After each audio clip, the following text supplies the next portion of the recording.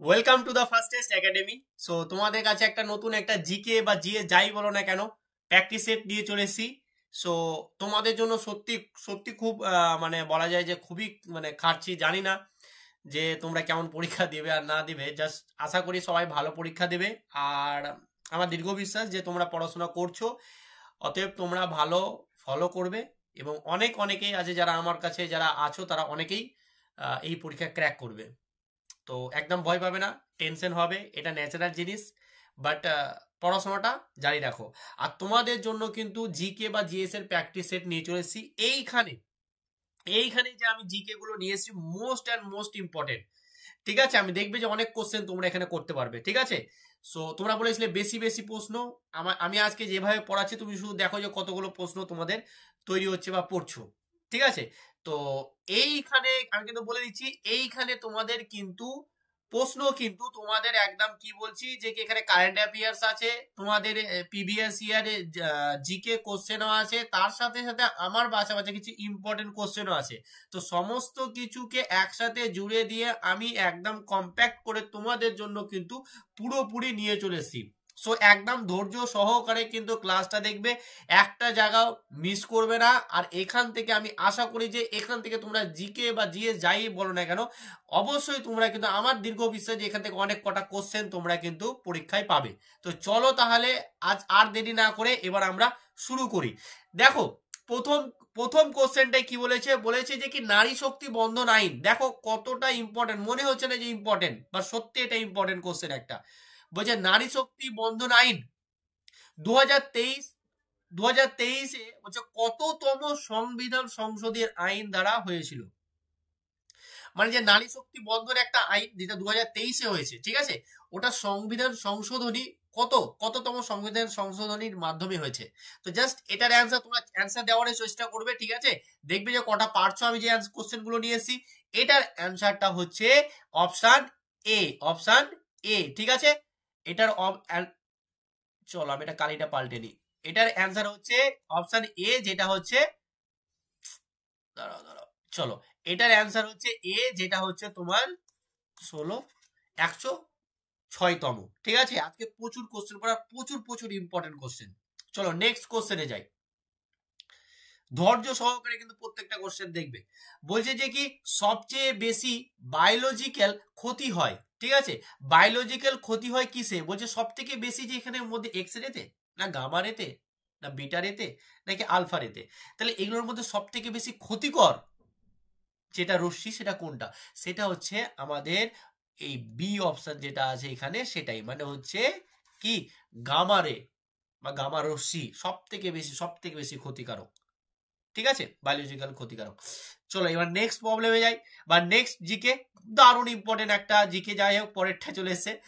তো এইটা দেখো, গোড় মারিয়া কোন রাজ্যের একটি গুরুত্বপূর্ণ আচারিক নৃত্য? দেখো তোমাদের যে কোনো পরীক্ষা আমি যা নিয়ে এসেছি, ঠিক আছে, আমি এখানে যা নিয়ে এসেছি তোমরা সমস্ত পরীক্ষার জন্য এটা নিতে পারো। ঠিক আছে, অবশ্যই তোমরা সমস্ত পরীক্ষার জন্যই নেবে, কারণ তুমি আগামী দিনে তোমাদের ফুড এসআই ডাব্লিউবিপি আসবে, তোমাদের এসএসসি জিডি তো কিছুদিনের মধ্যেই আছে এক্সাম, তারপরে মিসলেনিয়াস সমস্ত কিছুর জন্য আমি যা করাচ্ছি দারুণ জিকে নিয়ে এসেছি তোমাদের জন্য। ঠিক আছে, তো অবশ্যই মনোযোগ সহকারে ক্লাসটা পুরোপুরি দেখবে।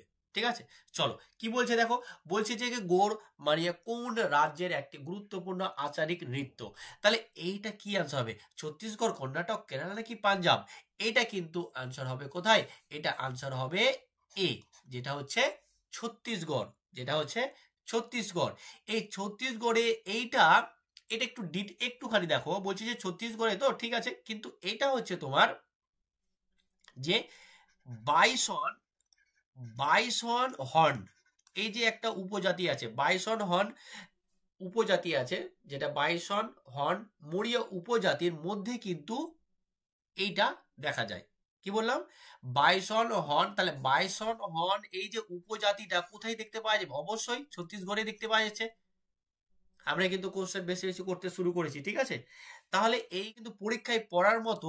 আর একটা দেখলাম যেটা হচ্ছে যে কি কাপালিক, কাপালিক, কাপালিক, এইটা কিন্তু তো ওদের মানে উড়িষ্যার হচ্ছে যে কি একটা নৃত্য। তো এইটাও কিন্তু তোমাদের পরীক্ষাতে প্রচুর আসে, ঠিক আছে। একটু হাতের লেখা এরকম হতে পারে, একটু এটা বুঝে নাও, ঠিক আছে। যাই হোক, আমি চেষ্টা করছি ভালোভাবে আরো তোমাদের একটু ভালো করার, হয়ে যাবে আস্তে আস্তে, ঠিক আছে।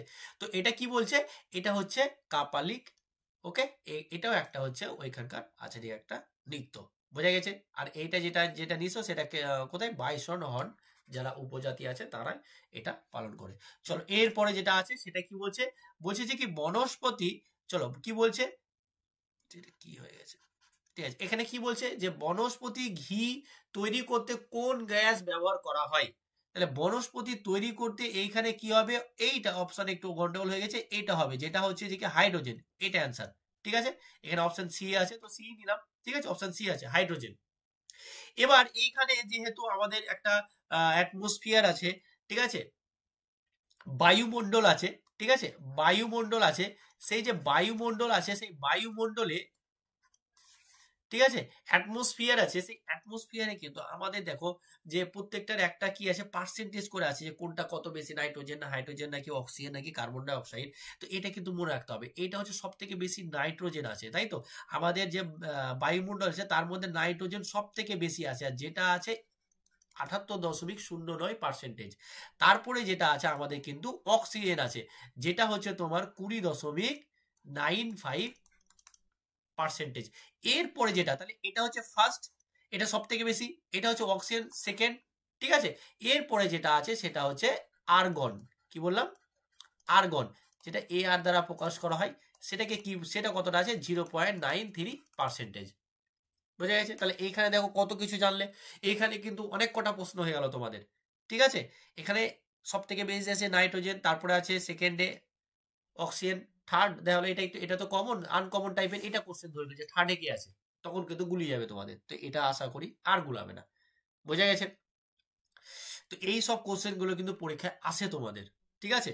চলো এখানে কিন্তু অনেকটাই তোমরা কোশ্চেন করে ফেললে। চলো এরপরে দেখো প্রশ্নটা দারুণ ইম্পর্টেন্ট, কি বলছে যে ভারতে নর্মদা নদী অববাহিকায় কি ধরনের জল নির্গমন প্রণালী দেখা যায়। দারুণ দারুণ দারুণ দারুণ দারুণ ইম্পর্টেন্ট এটা, ঠিক আছে, মানে লিখে নাও, ঠিক আছে। আমি বলছি যে খুব ইম্পর্টেন্ট এটা, ঠিক আছে। চলো কি বলছে এটা, তাহলে অ্যান্সারটা কি হবে, এটার অ্যান্সারটা হবে অপশন এ, যেটা হচ্ছে কি পিনেট, যেটা আছে পিনেট। তাহলে পিনেটটা কি স্যার, পিনেটটা হচ্ছে যে পাখির পালকের মতো, আমি লেখার চেষ্টা করছি একটু, পাখির পাখির যে পালক আছে, ঠিক আছে, পাখির পালকের মতো দেখতে হয়, যেটা মানে এই যে এটা জল নির্গমন যে প্রণালী, সেই প্রণালীটা পিনেট। তাহলে পিনেটটা কিরকম, পিনেটটা হচ্ছে পাখির পালকের মতন দেখতে হয়, ওইটাকে বলছে পিনেট। আশা করি বোঝা গেছে। এটা কোথায় হয়, নর্মদা নদী অববাহিকায়। কিন্তু কিন্তু শুধু নর্মদা অববাহিকায় হয় না, এটা কিন্তু আমাদের যে চম্বল নদী আছে সেই চম্বল নদীতেও, নদীর অববাহিকাতেও কিন্তু এই রকম আমাদের জল নিগম প্রণালী দেখতে পাওয়া যায়। তাহলে কি বললাম, এখানে কিন্তু অনেক কটা প্রশ্ন হয়ে গেল যে পিনেটটা জিনিসটা কি, যে পিনেট জিনিসটা হচ্ছে একটা জল নির্গমন প্রণালী, যেখানে যেটা হচ্ছে দেখতে পাখির পালকের মতো, এবং এটা কোথায় দেখা যায়, এটা কিন্তু আবার চম্বলেও দেখা যায়, চম্বল যে নদী আছে তার অববাহিকাতেও কিন্তু এই যে প্রণালী সেটা দেখা যায়। তাহলে দেখো অনেক কটা প্রশ্ন আমরা করে নিলাম।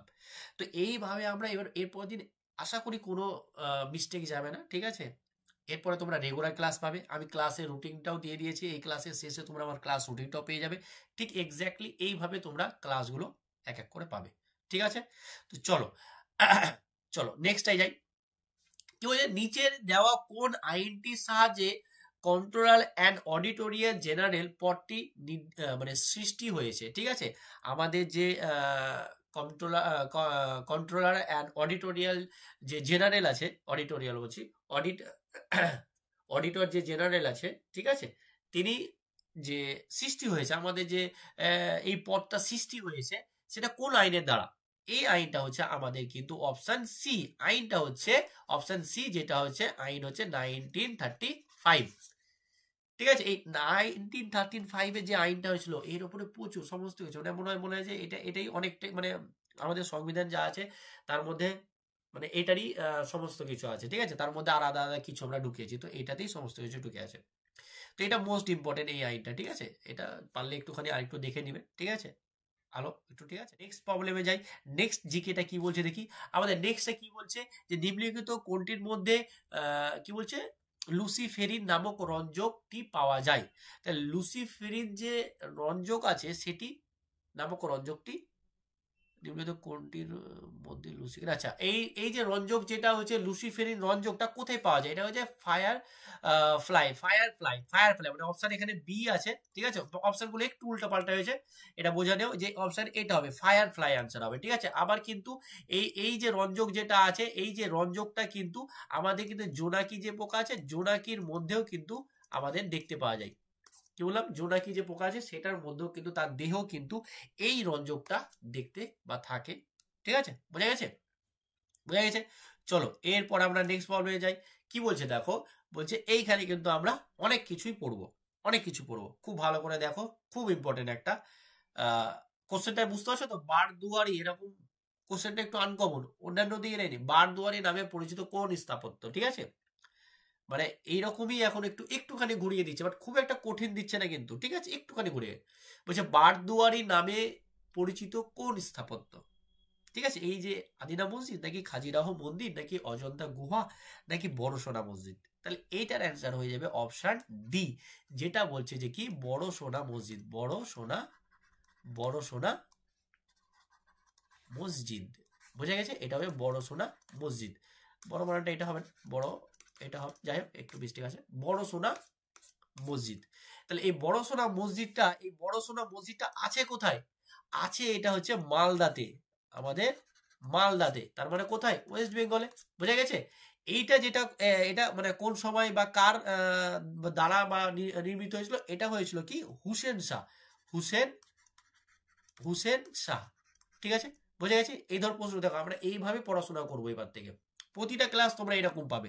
তাহলে এই বড় সোনা মসজিদ যেটা হয়েছিল তখন মানে কার রীতিতে হয়েছিল বা কে বলেছিলেন, মানে এটা এমন ভাবে পড়ানো হয় যে কি কে তৈরি করিয়েছেন, ঠিক আছে। জাস্ট এটা বুঝে নাও আমি কি বলতে চাইছি। তো এটা হচ্ছে মালদাতে আছে, এটা হয়েছিল হুসেন শাহ যখন থাকছিলেন তখনই তিনি করিয়েছিলেন, ঠিক আছে, যে হুসেন শাহ। এরপরে দেখো একটা আছে আদিনা মসজিদ, এটা কোথায় আছে, আদিনা মসজিদটাও কিন্তু আমাদের কোথায় আছে, মালদাতে আছে, ঠিক আছে।